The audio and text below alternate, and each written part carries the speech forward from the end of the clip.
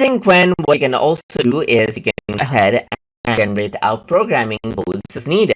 So to go ahead and do that, you can simply go ahead and write this prompt. Let's say, for example, you can type in generate a programming code to take two user inputs and then compare the values of them and then display the highest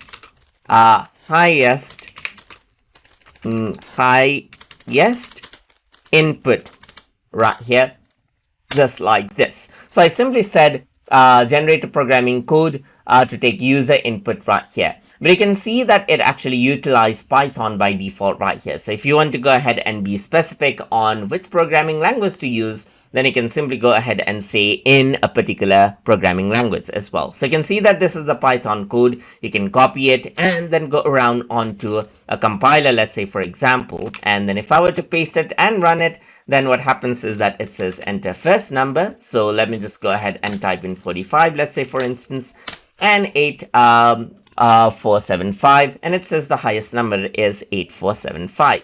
So let's say you want to generate this in another number, then you can simply another programming language, that is, then you can simply go ahead and say now generate this in JavaScript right here, let's say, for instance. Then what happens is that it'll simply generate out an equivalent programming code for this in JavaScript itself that you can go ahead and run. And that is how you can go ahead and then generate out programming codes as you like inside of Qwen. So hope you guys learned something as always.